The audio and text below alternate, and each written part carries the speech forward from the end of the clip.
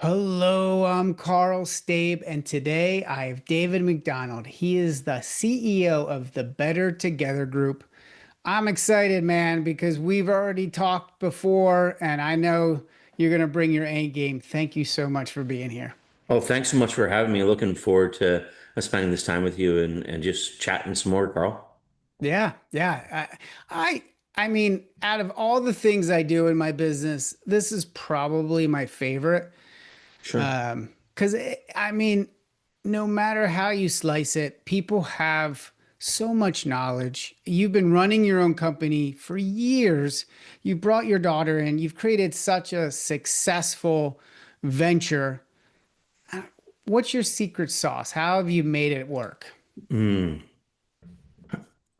I think that for me, really, it's a failing forward process. For me, we get up every day and we go at it hard. I talk a lot with people about, my grandfather used to talk about, he was a farmer, and my grandfather, Jack, used to say, trying to put 50 pounds of shit in a 40-pound bag. And so every day things get a little bit messy. Every day you get a little bit on your shoes. But at the end of the day, you got all the work done that you could possibly get done. So I guess that leads us to is the system is do you have a way to reflect? Because I think this is where so many Mm. leaders get caught up. There's always more to do. There's always more to check off. And how do you make sure you focus on that you did the right things, but you also remember that, you know, you tried your best, that reflection of, okay, yeah, today wasn't perfect. I tried putting 50 pounds of shit into a 40-pound bag. It spilled, but I still did these other things well. Do you have a system or process for that? Yeah, I think that with our staff, we have a weekly process. We have maintained coming out of COVID um, a lot of meetings. What we believe is the right number of meetings, a Monday, Wednesday, Friday routine, where on Mondays, we as a group look back to last week and we celebrate a win. And then we set a plan for this week. Like, what's the one thing that you're going to do this week, come hell or high water? Mm. And then on Wednesday, we have a touch point that's more kind of a teaching point, some, rudimentary thing from our business or something from one of the softwares that we're using, or, just a real learning moment for our staff. And then on Fridays, we take some time to laugh and have fun and Mm. to give an update on the thing that we said we would do on Monday and let everyone know if we're going to get there or if we've had to adjust for some reason or if we're going to kill it that day. And so Mm. that way we set an objective, we review the objective, and we have that midweek touch point where if people have questions or they need some support, they're reaching out for it. Interesting. Okay. And how many people do you lead? We've been as high as 25. Currently, we're 12. Okay. So as you kind of ebb and flow with the economy and like how growing that business, shrinking it, do you have a system to review your system? So you're like, wait, this doesn't work as well because now we're from 25 to 12. Do you have a process around that? I don't think we have a well-defined process. I would say that for me, there's a lot about my business that I know intuitively. And frankly, for the last 10 years, I've been trying to hire in a general manager who could take that burden off of me and bring, one of the things I like to look for in a future leader of our organization is someone who's descending the ladder of complexity. So someone who's managed something bigger, larger, more significant than what they're coming to, so that they can help us elevate to that level. Um, but the reality is, it's been really hard to replace me. Um, and so what I've tried to do now is really to groom um, my daughter and my sons into fulfilling those responsibilities for me. and potentially to have an exit strategy in another 5 or 10 years. But Interesting. the Yeah. process of going back and kind of reviewing like how we're doing and whatnot, when we were at 25 people, our sales were only 25% better than they are today. And Mm-hmm. so what I found was when I brought in managers, you know what managers want to do? They want to manage people. They don't want to do nothing. Um, and so that was a big challenge for us. Mm-hmm. And they were doing what I asked them to do, and their methodology of doing it was different than the way I would do things. But because they were descending the ladder of complexity, I undermined my own thinkings about what I knew about the business and my intuitive nature of like, that's not a good call. That's not a good call. And I just stopped interfering for a significant period of time, like about 18 months. And that really ballooned our staff and decreased our profitability. And that's how we ended up where we are. So And we've so been able to just retain the business, but with a much tighter staff. I love that. Okay. So, but before I go on to the descending ladder of complexity, was that what it Yep. was? Yep. Okay. So if can you give me I guess an overview of how you Absolutely. view that? Yeah. So like think of it in terms of hiring a controller for your company, somebody who's in finance, somebody who's making sure that the costs are constrained, but not choking, making sure that the wallet book is open, but that money's not falling out.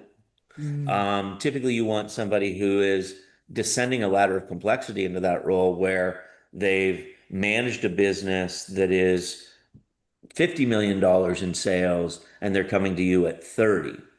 Taking somebody who's been at 50 and bringing them to 10, that might be a bad choice, but bringing someone down just a couple of years back in your history, or a couple of years forward, someone who's coming from a spot where you hope to be in 5 years is, I think, generally a good uh, process, a good idea to consider when you're hiring in good people. interesting. Okay. So you're as you try to as you think of scaling, you're thinking, okay, if I bring people on, they have to be able to know how to get to point B. And that helps if, hey, we're at 20 million, they came from 40 million. So they understand how to navigate that. Yeah, and but one of the things that I was taught really early on in business is don't hire anyone who hasn't failed yet. Hmm.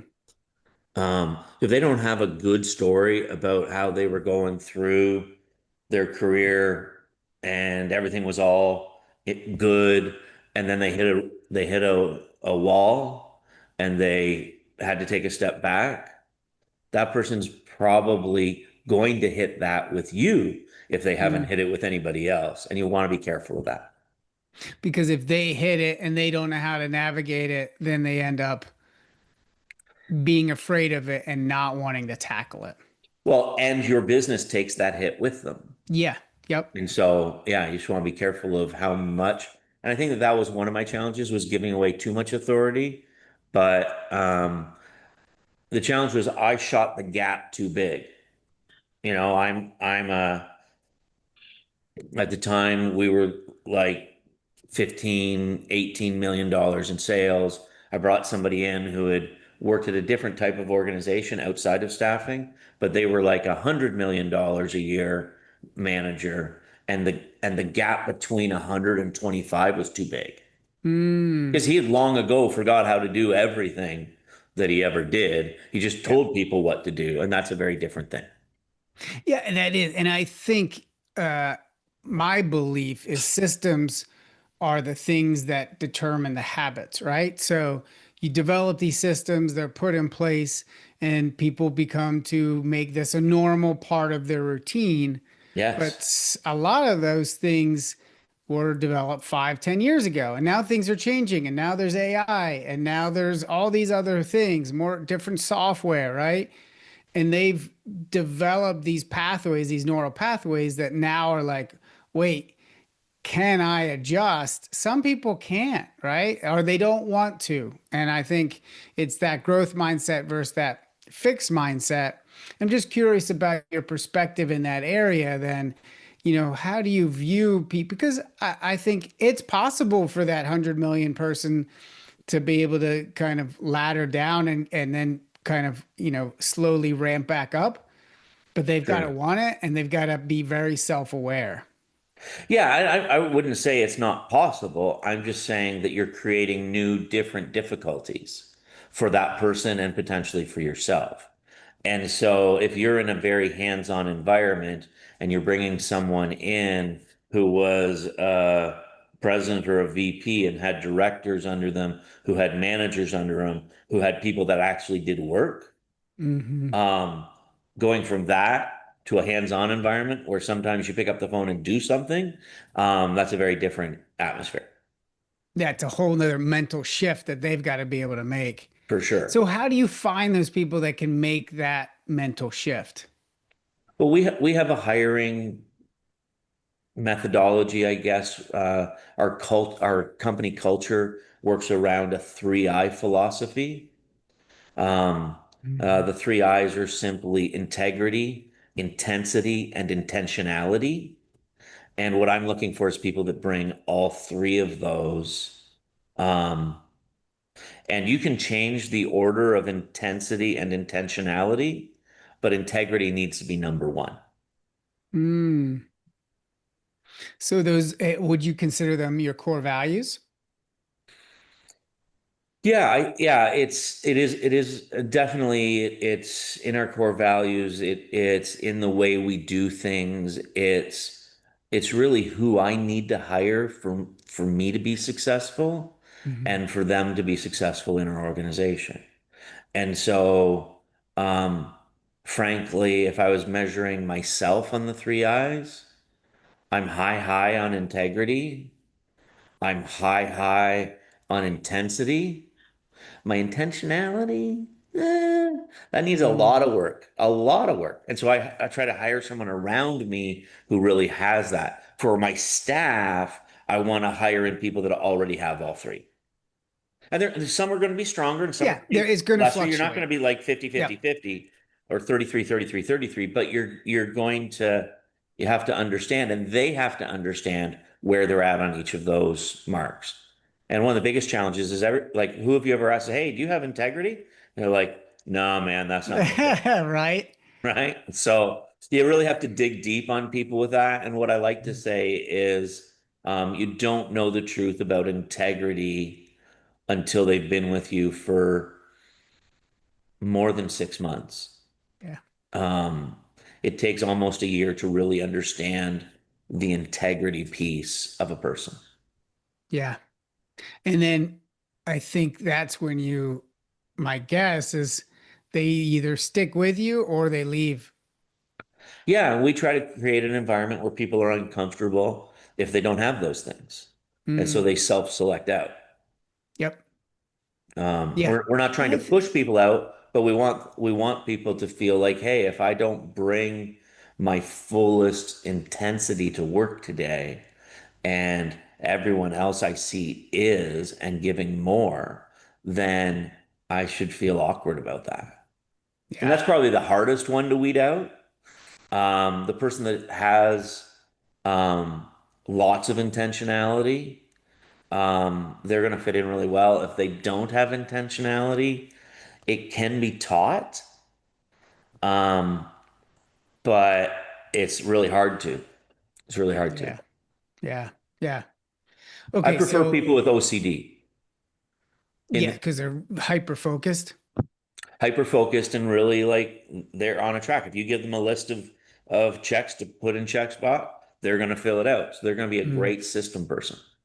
Yeah, exactly. Yeah. But I find those people, and maybe play a little devil's advocate with you, don't really think outside the box, so they're not as big much of a problem solver. They're not super adaptable. Hmm. And so that can be an issue. Um, but the way we poorly train people helps them feel really uncomfortable if they're not adaptable out of the gate. So, like onboarding's onboarding, right? And you have to get people accustomed to the environment they're working in. And Mhm. so, if you're going to have a really buttoned up onboarding system, then you have to have a really buttoned up business. If you Mm. don't, it's almost false advertising to bring somebody on with a really tight onboarding system, but you fly by the seat of your pants. Yeah. And So what so, is a really a key part of your onboarding system? well, typically when I start with people, we try not to have people report directly to me. But what I like to say to people is, look, when you come to work at Better Together Group, the process starts by us, taking a walk around a pool, and somebody's going to push you in. And then we're going to find out if you can swim. And if you can swim, that's amazing. We'll probably throw a brick to you. And if you catch the brick and you can keep your head above water, that's going to be amazing. We're going to cheer you on. Um, and then we're going to throw you a second brick and see how well you juggle. And that's typically our onboarding process. And I'm not saying that it's for everyone, and I'm not saying that it's even something I should ever admit in public. But after 20 years in business, it's pretty hard to deny the truth of it. Oh man, there's so many questions I've got bouncing around in my Go head. take it, take any one of them. Okay, so I love that because what you're doing is you're setting standards. And I think this is often not a misnomer, but a mistake that a lot of companies make is like they try to almost baby these people as they come on board instead of really saying, hey, this is who we are, this is how we run. And you've got to be able to keep up. And we're here to support you, but you also have to, take the bull by the horns and see how long you can stay on. Can you hang on for 8 seconds? Right. You're going to fall off, and that's okay. And then we're going to Yeah, help we'll dust help pick you you off. up and we're going to support you through that process. And we want you to learn from that. But Hmm. you can't start out with a 40-pound bag and a 50-pound pile every day and not be okay with some like, hey, that wasn't super satisfying today, or some element of, hey, this feels a bit like Groundhog Day. Like we just keep going back over and over. And so, there's a lot of our business that is that whack-a-mole environment. Like they Hmm. keep popping up and you got to keep popping them down. And so being honest about that and upfront with people about that, I think is super important. And not, I just don't hide from it, Yeah. you know? Yes. Yes, But because it's like, okay, we have a certain level of communication, a certain level of productivity, whatever that standard is, yeah, you're not going to be able to do it in the first month, maybe not in the first 2 to 4 months or whatever, but at some point we got to see you ramping up. So we're like, okay, yeah, they're able to handle another brick. yeah. Because in And the end, like you've got to have people who perform well. And I think this is kind of goes back to your point is finding these people. But if you don't almost in the interview kind of explain this and kind of scare them a little bit, or at least be be honest honest. with them, then what ends up happening is it comes and then they're a bad fit. Right. And like understand hiring is what we do. And so like we hire for clients from coast to coast in Canada and all around the US and various states. And what we find with a lot of companies that are our clients is the intake process is a lot. It's like, well, they're all trying to be like the best places to work for company and I'm like, but are you? Hmm. Like, if that's not who you are, if that's like an achievement that your human resource manager or director of people is wanting to hang on the board for the company, but the owner is like, more widgets, please. Just give me more widgets. Yeah. Then, like, you have to be careful the presentation that you're making. Yeah. because in the end, it's like you have goals and you've got to be able to meet those goals and you've got to keep your business alive and afloat. And if you can't because you're not being honest with the people that are doing the work, then you end up falling flat and you end up having to lay people off or God Right. forbid close the business because you weren't being upfront with who you really needed. Yeah, and so what we found with our clients is that as we get to know them and we work on multiple requisitions for them, we can prep the candidate for reality. Um, and when we make an introduction, we try very hard not to sugarcoat things, because we want the candidate to be successful. Mhm. We don't win if someone comes and stays with you for 6 months or a year. We want to hire in long-term employees that stay on your payroll or stay on my payroll with you for years and years and years. Mhm. And the test of a business is longevity. Um, and longevity is evidence of profitability. You don't have to Mhm. have all the profitability. And that's the difference between a owner managed business and a Fortune 500 company. I'm not particularly worried about my quarterly performance.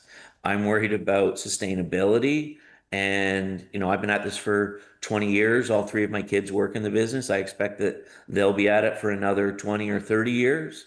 Mhm. And so what we want is a sustainable business that adds value back to the community, adds value to our clients, um, and helps take care of employees through the whole process. So, because the world's changing, right? And I love that you're this vision of 20, 30 years.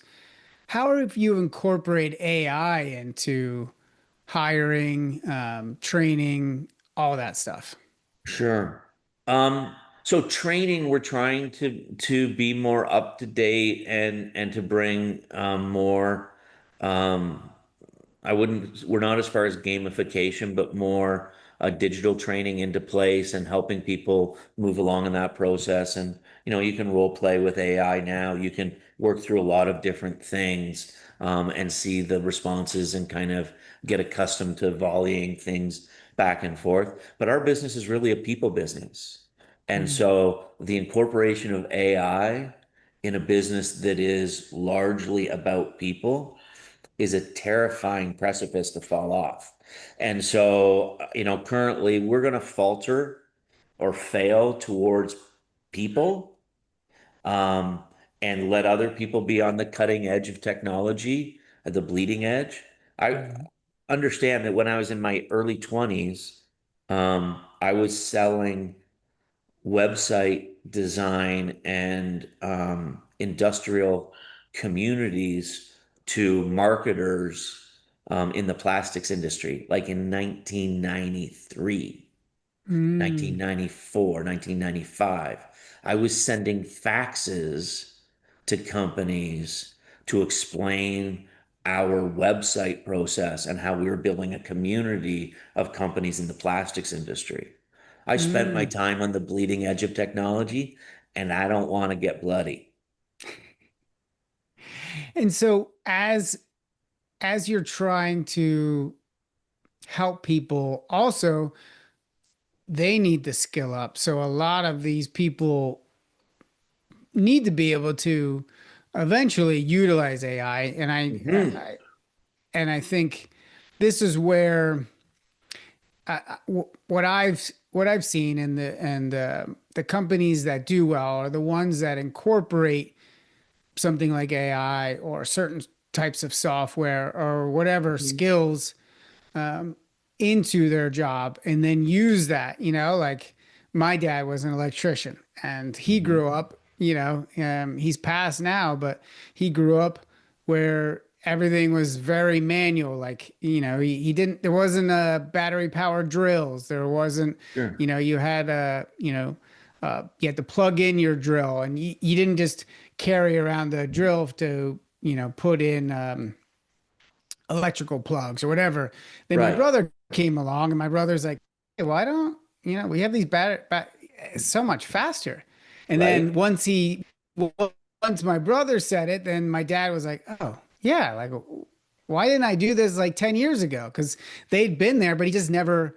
So I think it's important to be able to help these people For with these sure. skills and incorporate it in. Not that you want to go so far that you're getting bloody and you're making mistakes, Hmm. but you're helping them and you're helping yourself and your business be able to kind of use this technology to kind of grow your business at the same time. Yeah, so we've always one of our mandates since I started the business, we built our own staffing software that we used for like 15 or 18 years. More recently, we've adopted probably one of the top two or three staffing softwares in the world to kind of be our backbone, the ERP behind how we run our system. Like I'm not saying that we use an abacus and a chalkboard to keep track of things.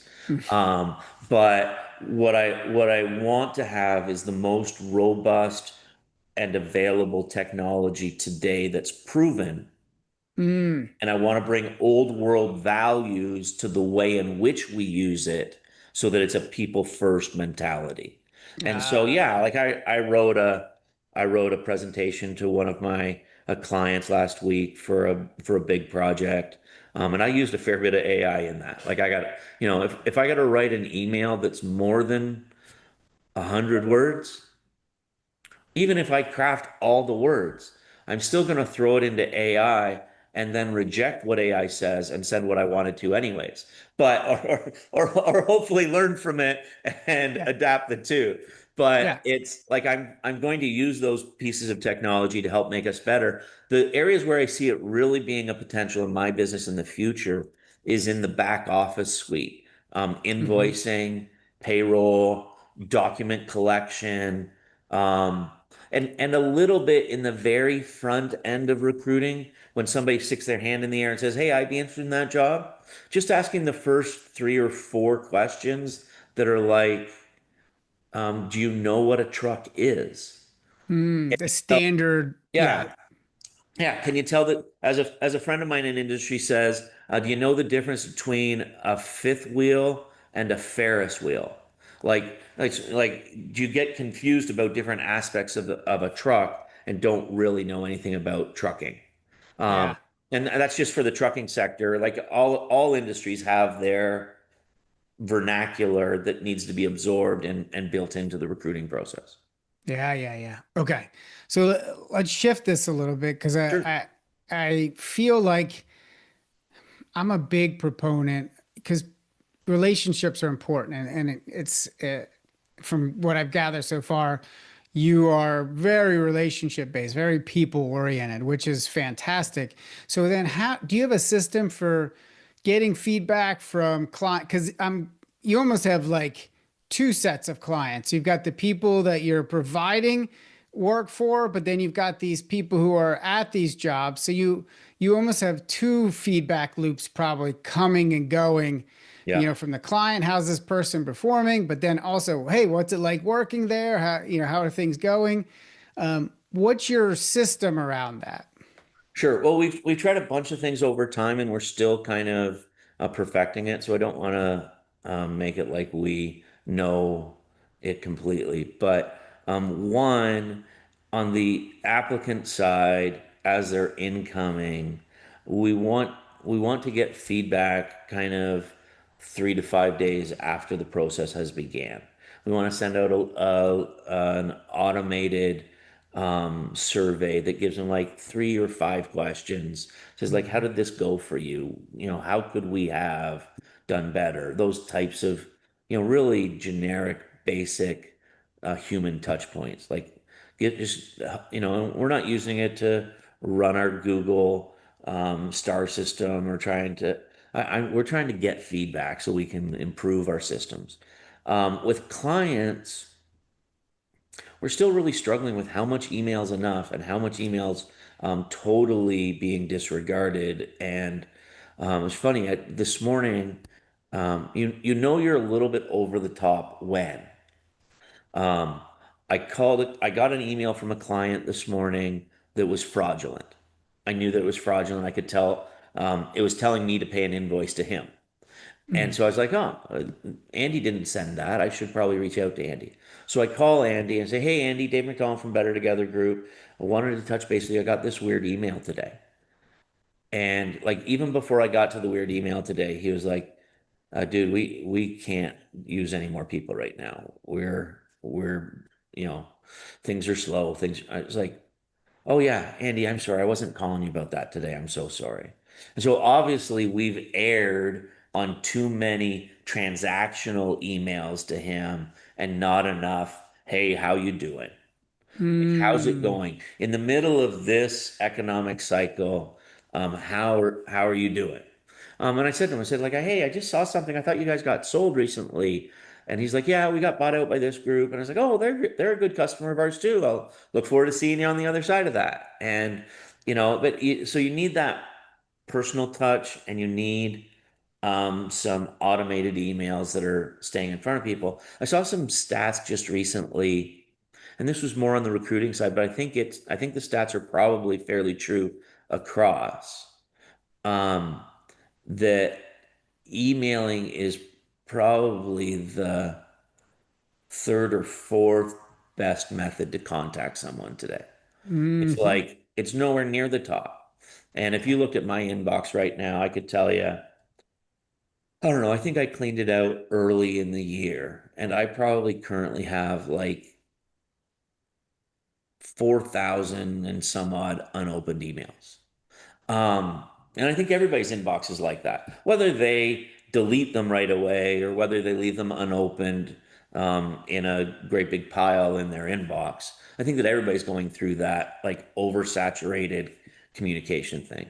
And so, yeah, doing surveys of clients and candidates on both sides at the start, in the middle of the tenure, and then exit interviews on both sides. Hey, you hired Bill on. Why did you choose Bill over another person we put there? And like, what is it about him that makes him the greatest candidate? Mm. We want to incorporate that back into our next hiring session. Yeah. So you're learning what the culture is of this company and how you can find somebody that fits that culture or more likely to fit that culture. Yeah, and not just from what the CHRO or director of recruiting is telling you, because Yep. they have what their ideal is for the culture, but like, what's it like really? What's it Yep. like on the floor? What's it like in the office? Yeah. Yeah. That's a great point.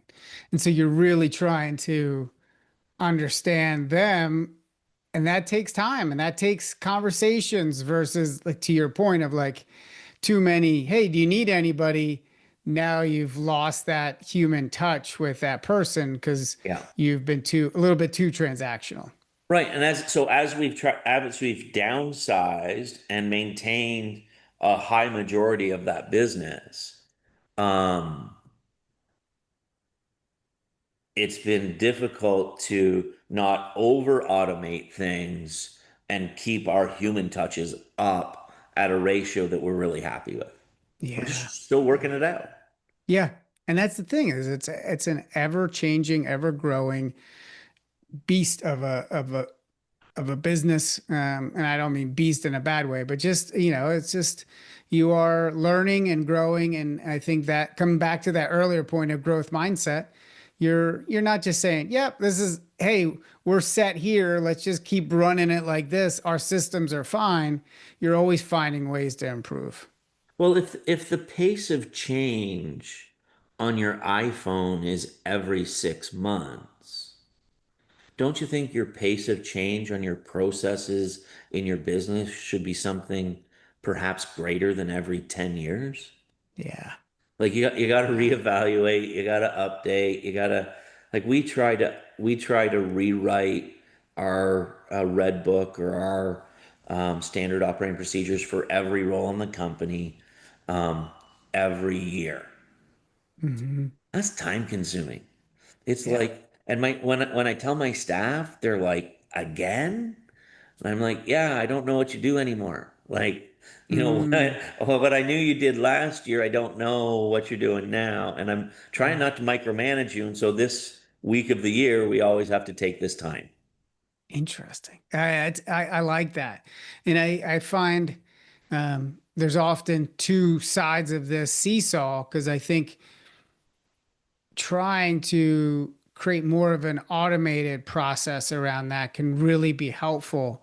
Just some of the clients I've worked with, trying to build in, these loops, these improvement loops on a quarterly basis or sometimes even on a monthly can help because it's like, oh yeah, what are you doing? Because I think back to your earlier point of like Monday, Wednesday, Friday, you're trying to have them figure out, okay, how can you be a little bit better next week, right? Yeah. And I think, but then taking that yearly time, slowing down and saying, okay, this is a slow time of year for us. Let's dig a little bit deeper here. It can be really powerful because you're like, yeah, we can't just keep doing the same things we did last year because we've got to keep growing. Right. Yeah, it's a constant challenge, and you just don't really know. Um, we don't know what one year's going to be like after the next. And Yeah. so, as Yeah. business owners, we need to not fall back on our laurels and our systems and our processes from time gone by, but we have to be looking about how do we update that. Yeah. And that's where, and like I'm looking for my staff to recommend ways to incorporate AI into what they're doing. Hmm. Because everyone at different paces and different ways is trying to implement AI into their life. I'm sorry, not everyone, but a high portion of the working population is having it thrust upon them. And so I want them to be giving back to us ways to utilize it as Hmm. as opposed to it always being top down driven. Yeah. Well, and that's a great point. And they're more likely to own it because they're like, hey, this is my idea. Let's try it versus this is what I've been told to do. Yeah, it's difficult to get it, like getting adoption with people my age is difficult. Like if you're 50 plus, trying to get those people to adopt the new technology has always been frustrating. If you're Hmm. dealing with people that are, 55, 60 plus, it's like, dude, they are riding the rails to retirement.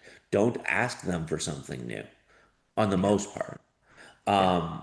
But we're using interns to kind of help us choose some new directions for our business and like bring to the table what you got, guys. Everybody's voice is equal. Somebody said to me this morning, I think it was this morning, that in the military, um, there are times or meetings when, as you walk into the room, you have your status, your rank, but in the meeting, everyone's voice is equal Yeah. until the decision's made. Or like I love the humility of that and the engagement of drawing people in and making people feel equal, and knowing when Hmm. you walk back out of the room, I'm your friggin' boss. And Yep. so like you're gonna have to account to me for delivering what you promised you could do in that room. Yeah. That's great. I love that. Okay. I got one more question and then we'll do the 5 minute system segment. Okay. Is there one person you would like to thank, one leader, and what did you learn from them? A system, process, whatever. Yeah, I always want to come up with somebody new for this. Um, but it goes back to a guy who fired me in my early 20s, and his name was Jerry Bain. And Jerry's gone on now. He's not with us anymore. But Jerry taught me to be gracious with people in success and in failure, and not to build massive expectations on somebody that has like had slow and increasing success, but then not to think that, okay, now they're going to jump to the next level. And it's just Mm. kind of like it really incrementally moved me along. And then I got to a spot where I plateaued and it wasn't a fit any longer. Um, and he fired me well. And I appreciate that. Mm. That's a great point, right? You can fire well.